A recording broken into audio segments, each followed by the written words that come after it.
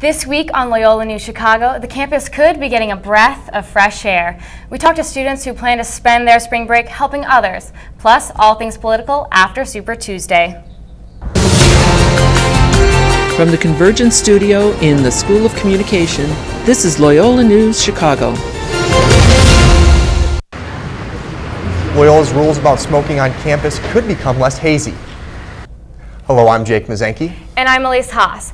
This week's biggest news comes from a proposed smoking ban on campus. Many students smoke on campus, but they might not be allowed to light up for much longer. It's always kind of been in the talks for a couple years now, and once Illinois made all the public schools, public universities smoke-free, we were like, okay, it's a good time to really catalyze this movement and see if the students are in support. Loyola student government is working on a smoking-free campus initiative. Smoking is already banned inside university facilities, but the initiative would prohibit smoking outside the campus as well. The ban would restrict smoking cigarettes, vapes, e-hookahs, and non-tobacco based products. Some students may disagree with the proposal, but others seem fine with it. It wouldn't really affect me that much. I rarely smoke on campus, so I guess if that wasn't allowed at all anywhere, I could just go off campus and smoke. It wouldn't really bother me whatsoever.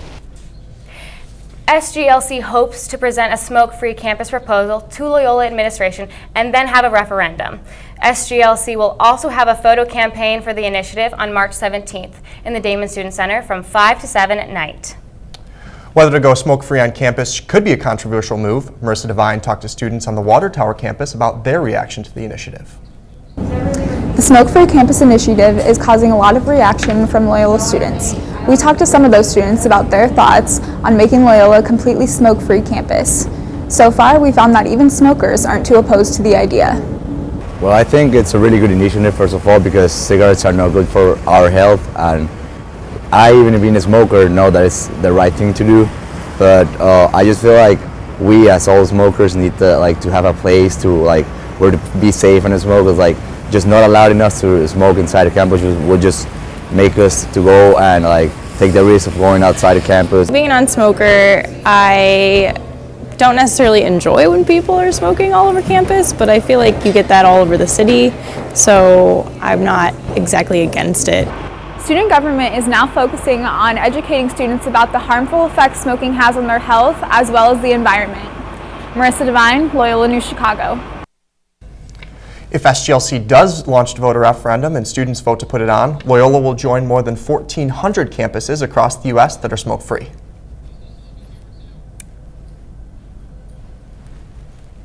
Last week, we told you about some changes to Loyola's current demonstration policy.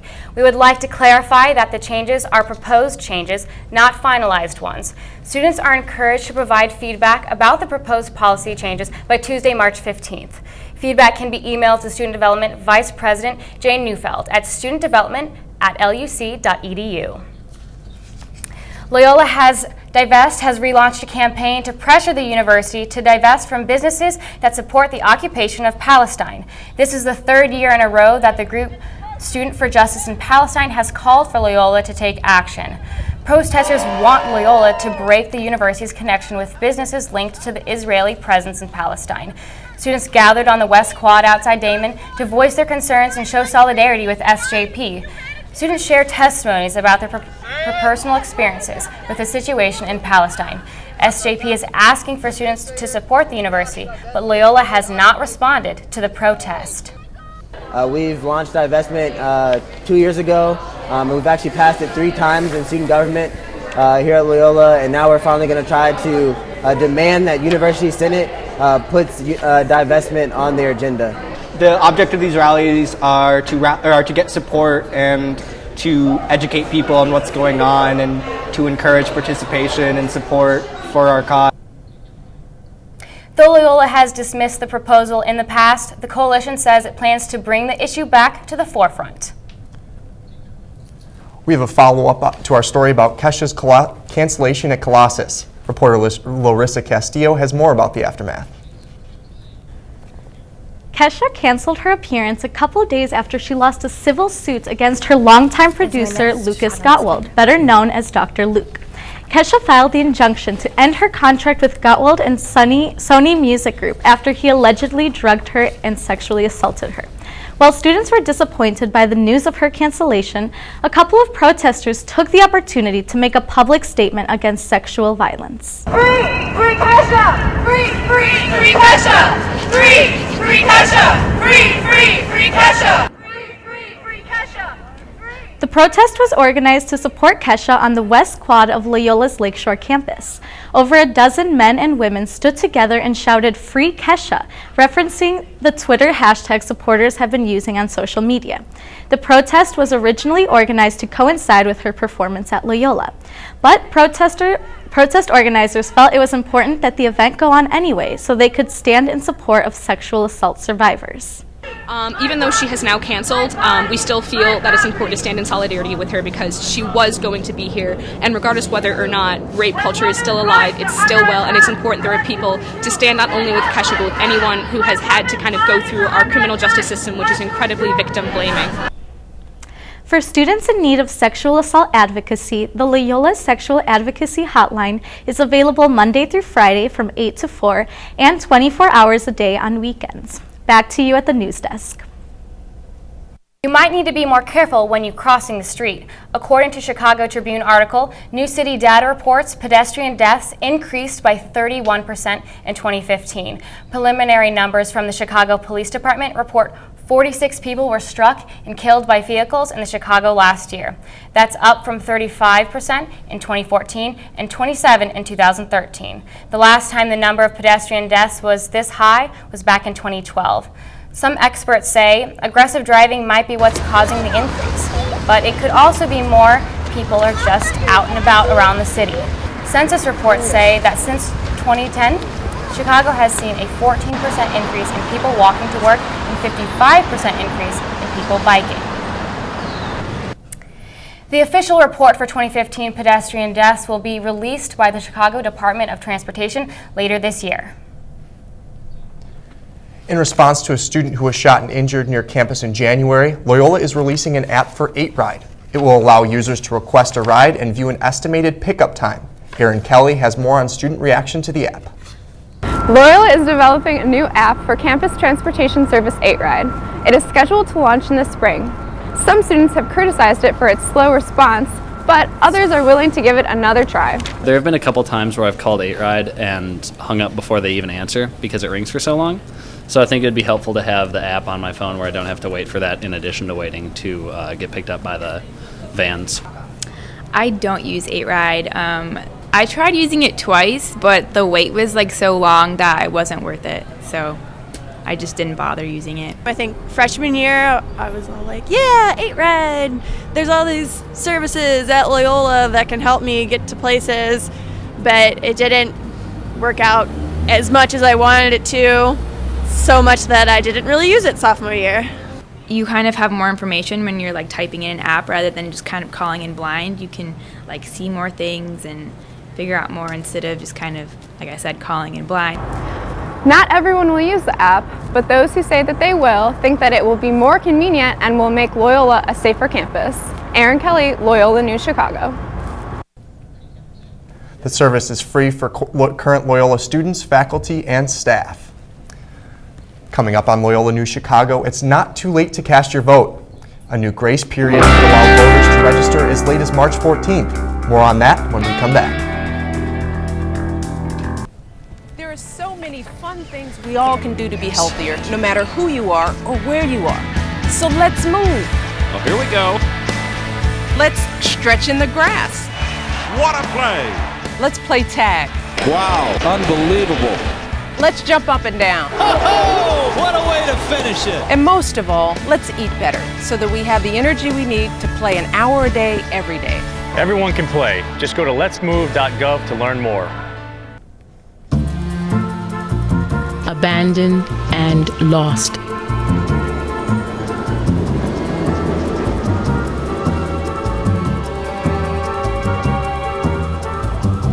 From the dark, cold streets of the city to a cage in the local shelter, to heaven, your lap.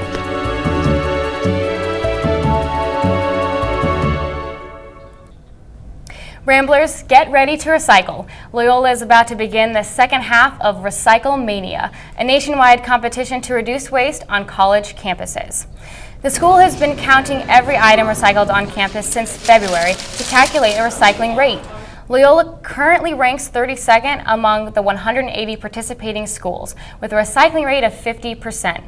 Loyola Sustainability Specialist says the contest is a great way to motivate students to recycle.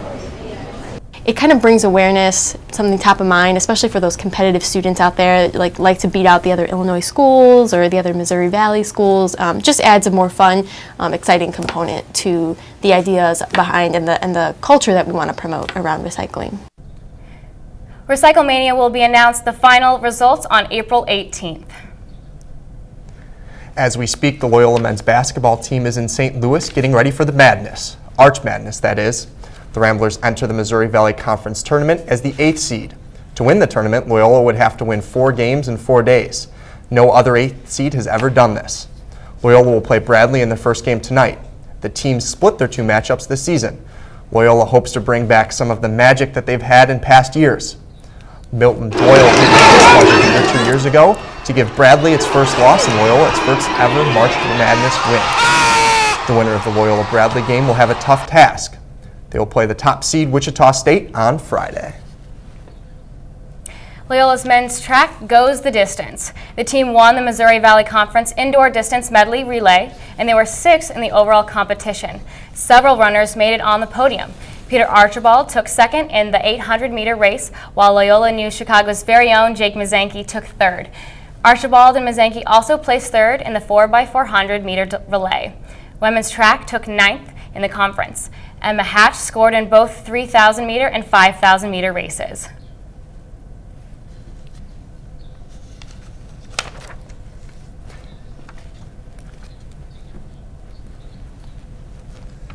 Loyola's spring break is here, and many Loyola students will be headed to the beach. Patrick Rabarchek found some students who are trading in the sun and sand for service and social justice.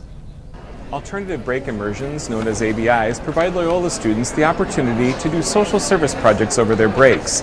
Next week during spring break, several Ramblers will venture out across the country to do just that.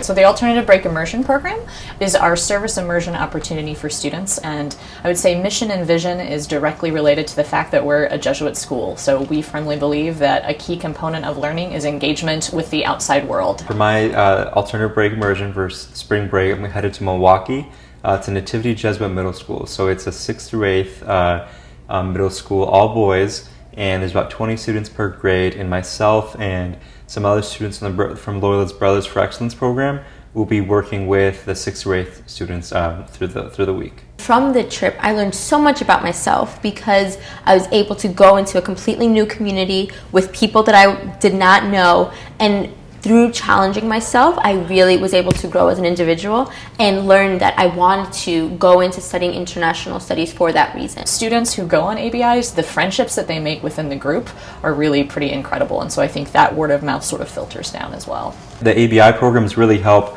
put everything we learn into action. While some students choose sunny beaches for their spring breaks, the ABI participants choose social service. For Loyola News, I'm Patrick Probarchek. Loyola spring break is earlier than most universities, with students returning to class on March 14th. Sometimes you win, sometimes you lose. This week, the housing raffle determined where students who plan to live on campus next year will spend their time studying, sleeping, and watching Netflix. Resident Life says more than 1,400 freshmen and 1,600 upperclassmen applied to on-campus housing this year. Students say Santa Clara and Fordham filled up the fastest. Quads and singles were gone in the first few hours. Loyola freshman Rebecca Stanton says she feels lucky to get her second choice, but also thinks the process was hectic. Everything was super scattered, and honestly, I thought we were supposed to get confirmation emails last night about, like, you know, this is where you were placed, but I haven't gotten anything yet. So I think everything's really backed up right now. After the raffle ends March 4th, Residence Life says the students may still apply for the next year's housing on a rolling basis. This week, Loyola announced the beginning of a program that allows students to study in Washington, D.C. for the semester. Students will be able to intern and take classes taught by Loyola professors in the nation's capital. The program will only be offered for the first semester, and applications are due by March 1st. Even though the state primaries are mere days away, it's not too late to register to vote. Chicago residents can register up through Election Day thanks to a newly expanded grace period. Residents can visit early voting sites from now through March 14th and register to vote in person, or they can register at their local precinct on the day of the primary. Election Board spokesman Jim Allen assures that university students can still vote in Chicago's primaries this month, even if they come from out of state. They can register in person all the way up through Election Day on March 15. What they shouldn't do, though, if they're going to vote in Illinois, they shouldn't be voting also in California during the primaries. So you can do one or the other, you just can't do both. Eligible voters must bring 2 forms of ID to register, including one showing a Chicago address. Despite powerful showings of Hillary Clinton and Donald Trump on Super Tuesday, neither of them has locked in their party's nomination. The Illinois primary still looks to be a decisive day in the presidential election cycle. On the Democratic side, Clinton won 7 states and widened her delegate lead over the U.S. Senator Bernie Sanders. And then, on the Republican side, Trump overwhelmed his rivals with his 7-state win. In Cruz, he's keeping up his candidacy alive by winning his home state of Texas and 2 other states. Marco Rubio only managed to win Minnesota, but he says he plans to continue with his campaign. Loyola political scientist Alan Gittleson was not surprised by the Super Tuesday outcome. On the Republican side, Trump really has to be regarded not only as the front runner, but the likely successor for the nomination. That causes major problems for the Republican Party for sure. On the Democratic side, Bernie Sanders may continue his battle, but it is very much a long shot for him at this point in time. Illinois is one of 5 states with primaries on March 15th, including John Kasich's home state of Ohio and Marco Rubio's home state of Florida. Donald Trump may want to make America great, but some Americans want to emigrate. Tuesday night, Google set a record for searches about moving to Canada. So many people were on the Canadian immigration website that it actually shut down. People in Illinois seem to be particularly upset about the election results. The state of Illinois had the 3rd highest number of searches about moving to Canada. Donald Trump and Hillary Clinton got the most votes on Tuesday, and now they have one more accomplishment, breaking the internet. Coming up on Loyola News Extra, how Leonardo DiCaprio almost broke Twitter.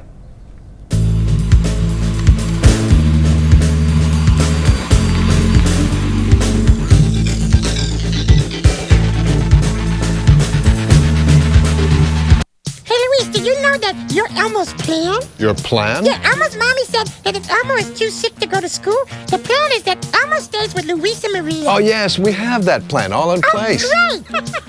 You never know when your child will be too sick to go to school. So have a plan ready so your child can stay home and get healthy. Luisa's the man, because he's Elmo's plan. The man, because he's Elmo's plan. To learn more about preventing flu, visit flu.gov.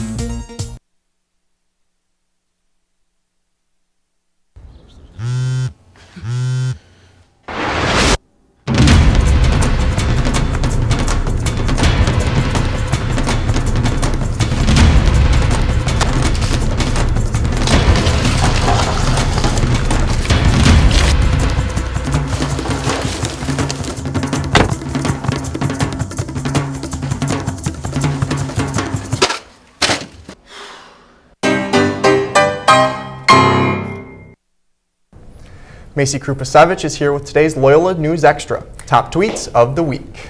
Thanks, Jake. Twitter this week has been on fire with hashtags and tweets that no one will forget. The most popular hashtag this week was the Oscars, as more than 5 million tweets were posted during the show. By far the craziest moment of the night was Leonardo DiCaprio's big win for the Best Actor, making it his first Oscar win. It quickly became the most tweeted moment in Oscar history with a whopping 440,000 tweets in 1 minute. Another male star made it big on Twitter this week with the hashtag Happy Birthday Justin Bieber. The pop star celebrated his 22nd birthday and got more than 1 million happy birthday wishes. Some offered positive words while others offered kisses.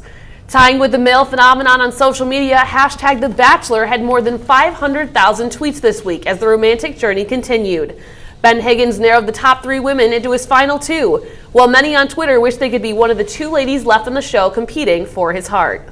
A special day happened this week, and by special, I mean once every 4 years. Hashtag Leap Day rang in more than 400,000 tweets. People shared funny things like, do carbs count on Leap Day? To pictures of their grandpa saying, it's his sweet 16 today.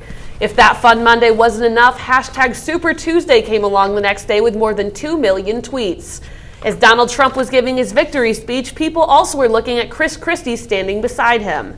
Christie endorsed Trump after dropping out of the race last week. When Trump got to the podium, Christie's sad puppy dog face started the viral trending hashtag and meme, Free Chris Christie. People were comparing Christie to their scared dog at the vet, as well as creating hilarious comments such as, it looks like he's crying for help through the screen. Chris Christie has now responded that none of the memes were true because he fully supports Trump, but that he had a lot of fun seeing everything created online. I mean, what do you guys think of that meme? I mean, it's funny, but I definitely wouldn't want a meme created about me. Yeah, agreed with that. Thanks, Macy.